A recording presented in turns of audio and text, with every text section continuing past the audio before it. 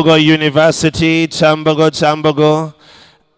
I have some cash money we want to give away. We might be giving our best on vibes. So when I read your university, show me some love, all right? Chambogo University. All right, MTAC, do we have MTAC present? MTAC, are you here? All right, maybe not yet. Cavendish University. Hey. When I said money, Cavendish said, hold my juice. All right. Are you? We see you. All right. King Caesar University. Beautiful. Those are the royals right there. Metropolitan International University. Are you around? Only one member representing. Others outside. So call them, let them know we are getting ready to start. UICT Nakawa. All right, you're all absolutely welcome. I think we have Kampala University. Is Kampala University here yet? All right, I've been advised they're on the way, and I think we shall be joined by Nkumba University as well. All right? So here's what we're going to do. I'm going to ask us to remain standing as we officially start. We're going to have the anthems played, so let's all please rise to our feet. Mr. DJ, whenever you're ready.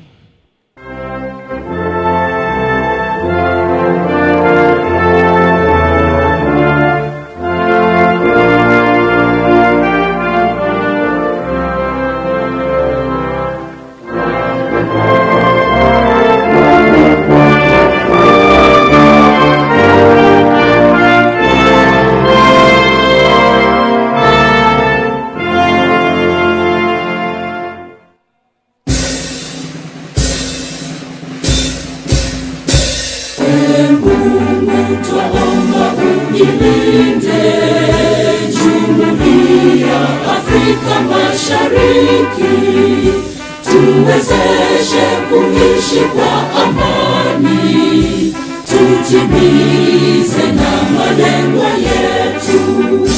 Jumuiya yetu sote tujilinde, tuajibike, tuimarike, umoja wetu ni nguzo yetu, idumu jumuiya yetu. All right, thank you very much. Now, before you take your seats, maybe I should officially go up here. Before you take your seats, I'm going to ask the DJ to find me, a dancehall tune, something upbeat, okay? And I've noticed most of you are seated or standing in your different universities. But a healthy human being needs at least 7 compliments a day. How many compliments? 7. How many have you received so far? None. Can you imagine? So here's what we're going to do. The DJ is going to play me some music. I want you to at least start with 3, okay? You're going to move around, find 3 different people, give them a compliment. Say something nice, okay? And don't just say you are smart because all of us are in the same t-shirts. That one might not pass. Be more creative. Don't just bonga and say yeah, all right? Make sure the 3 are not from your university. Mr. DJ, let's go. I want to see people moving around. Hey, come on. Move around. Give them a compliment and a hug. Hey, after the compliment, we'll get a hug. Yeah. Baby, hop in my Maserati, and I just move around. Hey, I want to see Cavendish complimenting IU. Somebody needs somebody.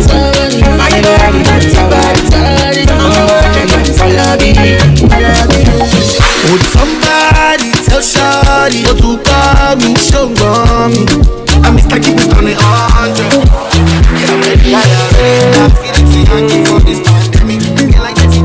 Problem in all the finish. We can try to enjoy you. Bahala in all the finish. We can try to enjoy you. Sikata kata uru no the finish. We can try to enjoy you. Problem. Hey, move around. We can try to enjoy you. A compliment and a hug.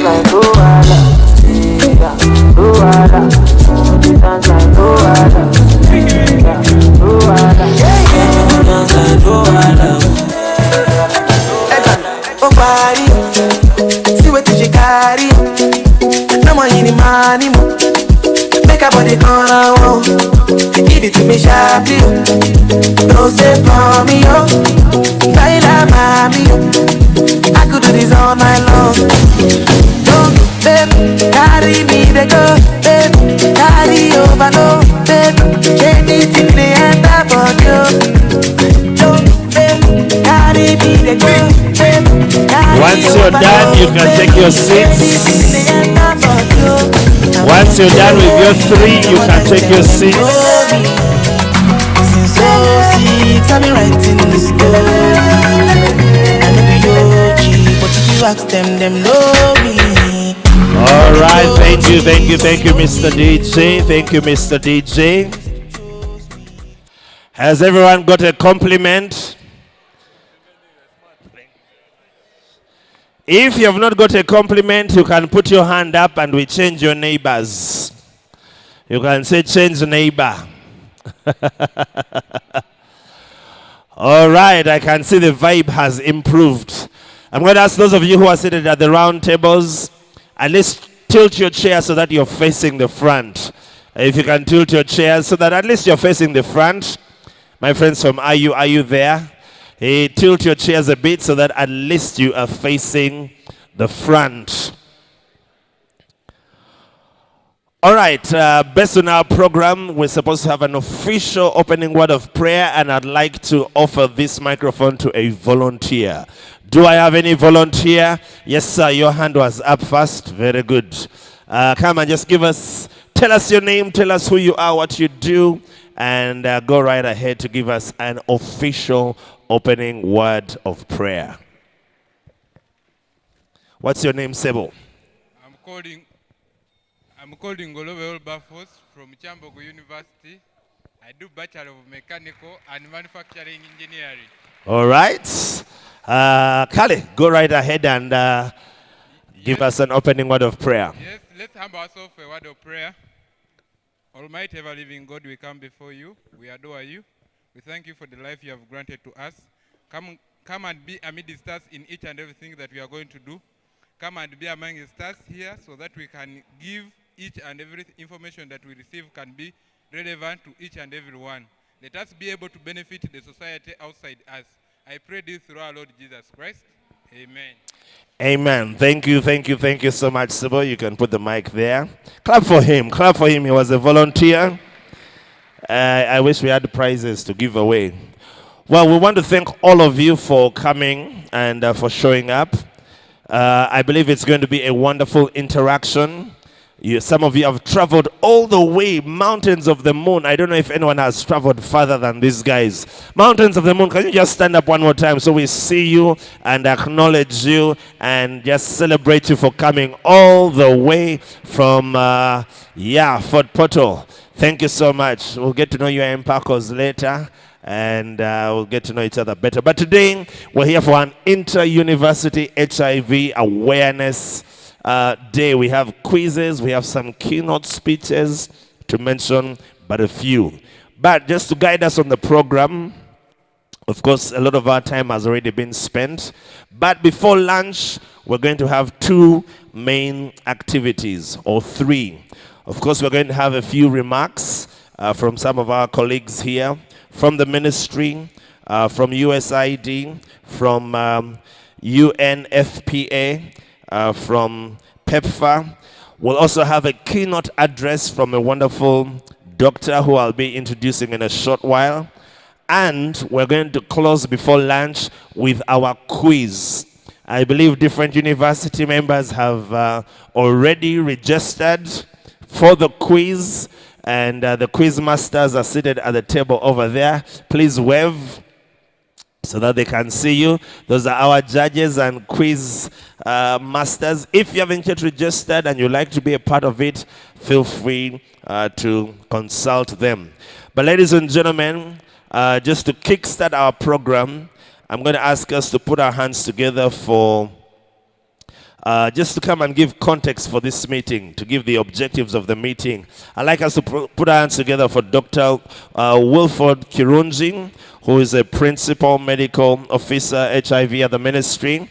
He's going to come and just give us those opening remarks and objectives, he'll then in turn invite Mr. Joshua Musinguzi to pick it up from there. So, Doctor, you're absolutely welcome.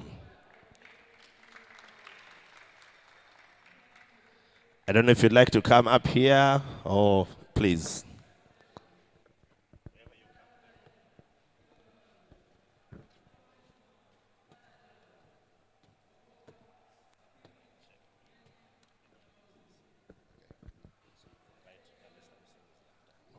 Okay, thank you, MC.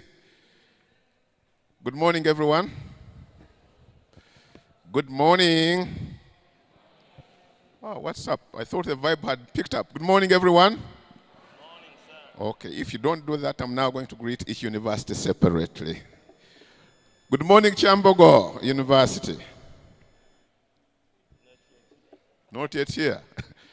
There was Metropolitan. Wow. There was Cavendish. There was something in Nakawa, University in Nakawa. IU, and all the university students. And also good morning to the facilitators and invited guests. Thank you for coming to this meeting. We are delighted to have you here, and we are looking forward to a very productive 12 hours. Is it 12 hours? We may have reduced it to 10 hours, but we are looking forward to a very, very productive 10 hours dialogue with you, and dialogue amongst yourselves and with yourselves to increase not only awareness about this HIV epidemic, but also to mobilize you to join the fight. I know many of you have already been part of it, but we hope that at the end of it all, you will even be more empowered and more energized, and you will take the messages back home to take part or to increase the fight against this horrible pandemic and epidemic that we've had in this country long before many of you were born. We've had this epidemic for close to 40 years. But at the national level, and indeed at global level, we are saying that enough is enough. This epidemic must end. So we want you to join the fight towards ending this epidemic as a public health problem by 2030. How many years are left? How many years are left to that commitment? How many? Just slightly over 6 years. But I want to tell you the epidemic is still a serious problem. It's still a very big problem. And if we are to end it in the next 6 years, everyone must join the fight. And that's why the theme for this World AIDS Day is let communities lead. Let students lead. Let young people lead. Let individuals lead in their communities if we are to end this pandemic. And the roles must change. For us here in the ministry and other level, our role should change to empowering you, and then you go and lead this fight and end the pandemic, end this epidemic by 2030. So that's why we are here. First of all, discuss with you the strategies to end this epidemic and to empower you with the skills and knowledge as peer leaders, as representatives of students in the various universities, for you to go and build the capacity to take the fight to its logical conclusion. We've had enough of it for the past 35 years. It must end. Just like other epidemics ended. Ebola came, we fought hard, ended it, and others. So why not HIV? So that's what we want to spend the next 8 hours or so discussing with you how this should be done. So before I go to the specific objectives of this workshop, I just want to introduce myself a little bit more detail for some of you who don't know me. The MC was right. My name's called Wilford Kirungi, and I'm a medical epidemiologist. I work with the Ministry of Health AIDS Control Program. And what do I do there?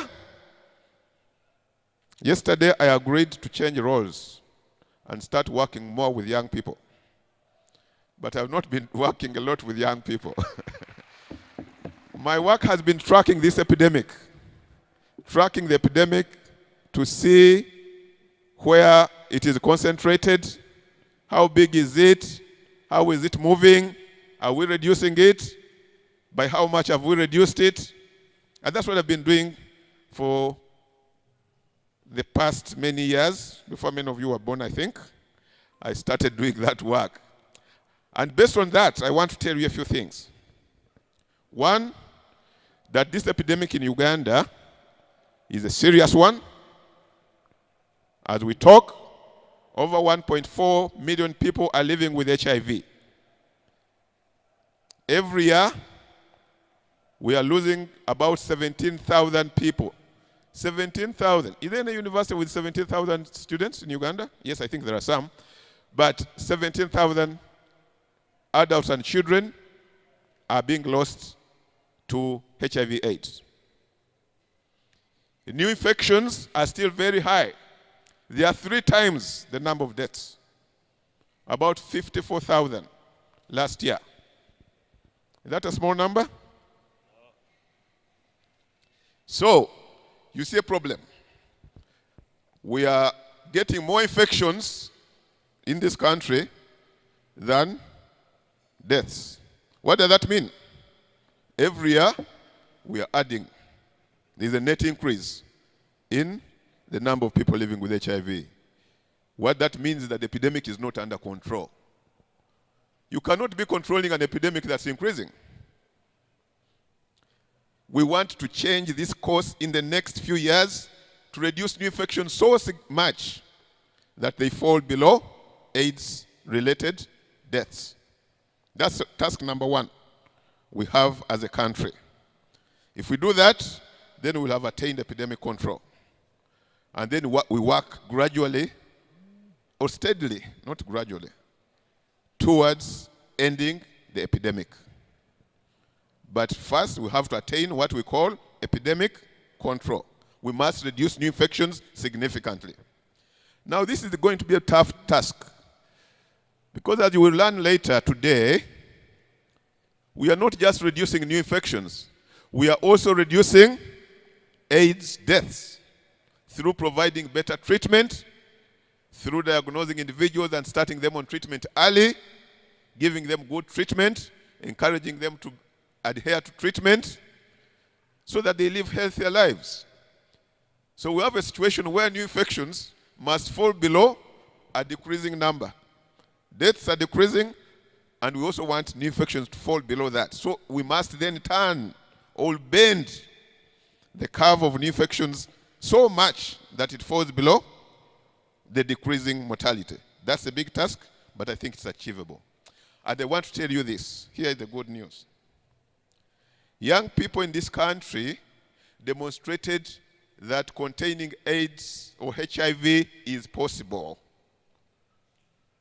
The first evidence that you can reduce HIV in any population was demonstrated by Uganda in the late 90s, when we demonstrated that HIV prevalence among young individuals can fall, and indeed it was falling. For those of you who read publications, you can go and look up that publication. So young people, you demonstrated, it was not demonstrated by older people, it was demonstrated among young people. Why don't you clap for yourselves for that success? As if that's not enough, young people have demonstrated that it is possible to sustain it. Let me tell you, in the 90s, HIV prevalence among young individuals was in the region of about 18%. Today, among people of your age, it is about 3%.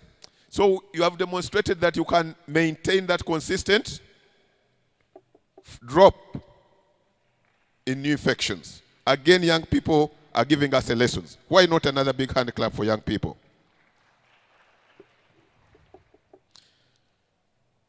What you now need to do is to demonstrate that you can not only be consistent in reducing it, but you can reduce it faster. And over the 7 years, we want young people to demonstrate that you can reduce it much faster. Let me tell you the facts that may not be so good. When we are tracking the epidemic today, we have detected that in Uganda, today, new infections are still coming up at a very big rate. For every 1,000 uninfected individuals, just imagine a group of 1,000 people there who are not infected.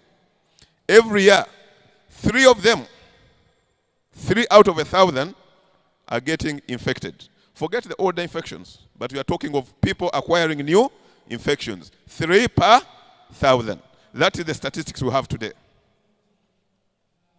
You might think 3 is a small number out of 1,000, but when you multiply that with Uganda's population of 46 million, you can work out the numbers quickly. But that's not the story I wanted to tell you. Young women, if you took 1,000 young women aged 15 to 24, may I tell you how many are getting infected? They are not 3. They are not 4. They are not 5. It is actually twice the number of the general population. So new infections, the rate of new infections, much as it has fallen, when it comes to young people, it is twice that of the general population.